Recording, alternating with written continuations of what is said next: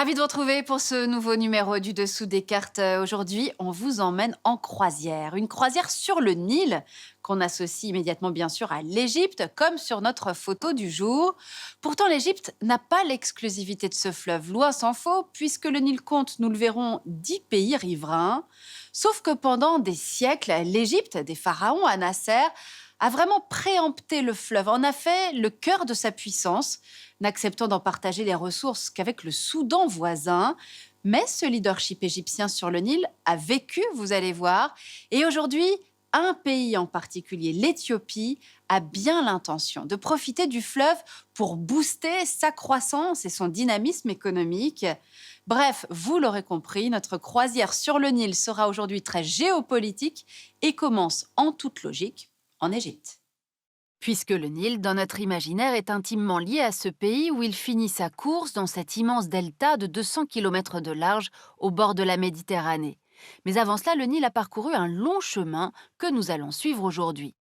6 700 km à travers le continent africain, qui en font le deuxième plus long fleuve du monde après l'Amazone. Que ce soit au Soudan, où il a permis le développement de la capitale Khartoum, en Éthiopie, où l'un de ses bras, le Nil bleu, prend sa source, ou au Soudan du Sud, ou encore en Ouganda, où son autre bras, le Nil blanc, s'écoule depuis les eaux du lac Victoria, le Nil a façonné les paysages et les cultures d'un immense territoire. Au lit même du fleuve, il faut ajouter l'ensemble de son bassin versant pour prendre la mesure du géant africain, 3,5 millions de kilomètres carrés, qui s'étendent sur 10 pays au total.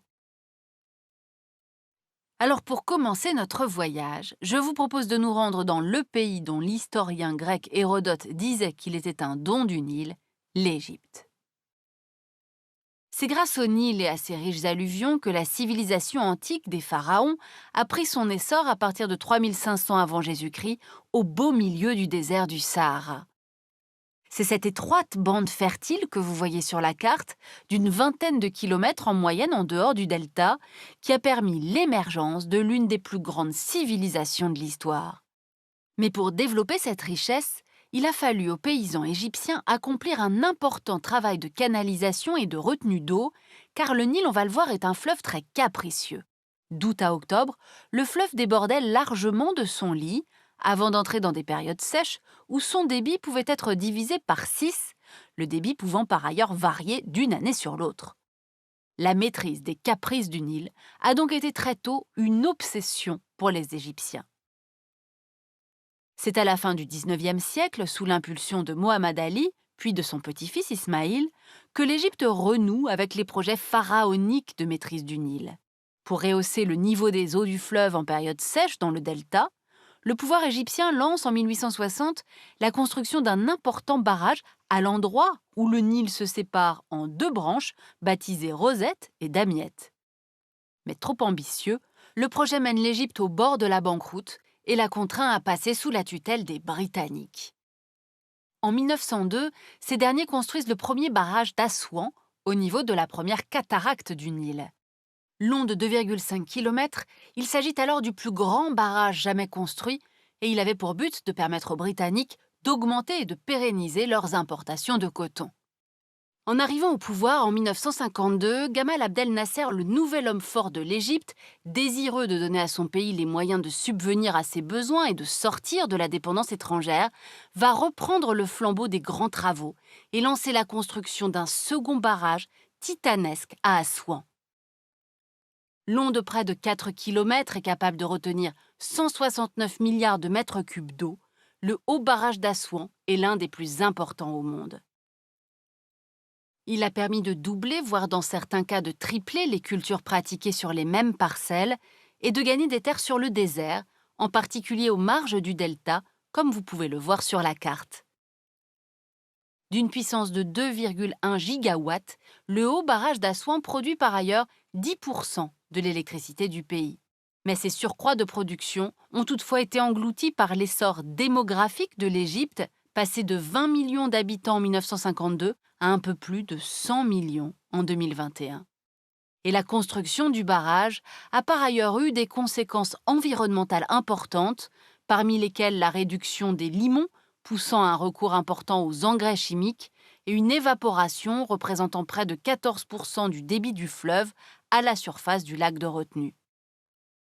La préoccupation alimentaire au cœur des politiques égyptiennes a poussé les gouvernements successifs vers d'autres projets d'envergure sans grande réussite.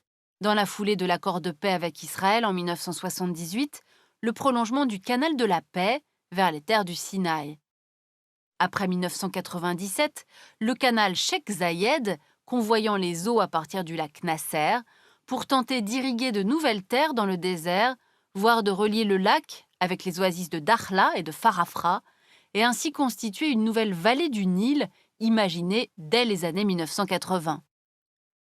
En plus de viser à augmenter la capacité de production agricole du pays, ces projets cherchaient à désengorger la vallée du Nil très peuplée, mais les mouvements de population n'ont pas suivi. La recherche de terres cultivables est d'autant plus impérieuse que les terres du delta sont touchées par le phénomène de salinisation lié à la montée des eaux des océans dans le contexte du changement climatique. Une salinisation qui a déjà conduit à la stérilisation de nombreuses terres arables en bordure de littoral. L'Égypte a donc pris de fait une position hégémonique depuis la fin de la tutelle de l'Empire britannique au début des années 1950. Mais aujourd'hui, la situation évolue. Vous allez voir, d'autres pays comme l'Éthiopie ont désormais l'intention de profiter, eux aussi, du fleuve pour se développer. Tant pis pour l'Égypte, qui ne s'appuyait jusqu'ici que sur un seul partenaire, le Soudan, deuxième étape de ce voyage. Lorsqu'il accède à l'indépendance en 1956, le Soudan signe en effet avec l'Égypte, sous l'égide des Britanniques, ancienne puissance coloniale, un accord prévoyant une répartition du débit du fleuve entre les deux pays, avec 75% pour l'Égypte, 25% pour le Soudan, et rien qui ne prenne en compte les éventuels besoins des autres pays traversés par le Nil en amont. Fort de cet accord, le Soudan construit également des barrages, celui de Roseres sur le Nil bleu, qui lui permet de développer la vaste région agricole de la Gézireh, et celui de Kashmel-Jirba sur l'Atbara, un affluent du Nil, afin d'irriguer le périmètre de la Nouvelle Alpha, où ont été établis quelques 50 000 Nubiens soudanais chassés de leurs terres par la montée des eaux du lac Nasser. Cette ambitieuse politique de Khartoum a valu au Soudan d'être considéré comme le grenier à céréales potentiel du monde arabe dans les années 1970. Les autorités soudanaises lancent aussi en concertation avec l'Égypte un projet de canalisation des eaux du Nil blanc, le canal de Jonglei, pour accroître la dotation en eau des deux pays. Plus de 4 milliards de mètres cubes d'eau à la clé répartis à hauteur de 2,3 milliards pour le Soudan et d'1,9 milliard pour l'Égypte. Mais ce canal s'est retrouvé au cœur d'un conflit qui a mené à la scission entre Soudan du Nord et Soudan du Sud en 2011. Les populations noires du Sud-Soudan, déjà en conflit avec Khartoum pour une meilleure répartition des richesses et des pouvoirs, voyant l'arrivée de ce canal comme un moyen de les contrôler. À ce projet en suspens du canal de Jonglei s'ajoute un nouveau problème de taille pour l'Égypte, le réveil de l'Éthiopie, troisième et dernière étape de notre croisière. L'Éthiopie est le berceau du Nil bleu, ainsi que de deux de ses affluents majeurs, l'Atbara et le Sobat. Le pays fournit 86% du débit du Nil. Et pourtant, enlisé dans des conflits à répétition après la chute de l'empereur Haïlé Sélassie en 1974, l'Éthiopie a délaissé cette manne naturelle jusqu'en 2010, date de l'arrivée au pouvoir de son premier ministre, Meles Zenawi. Celui-ci, tout à fait conscient de l'énorme potentiel hydroélectrique des fleuves du pays, va lancer une fronde contre le monopole égypto-soudanais en signant un accord avec le Kenya, l'Ouganda, le Burundi, le Rwanda et la Tanzanie, et déplaçant la géopolitique du Nil en amont, une rupture.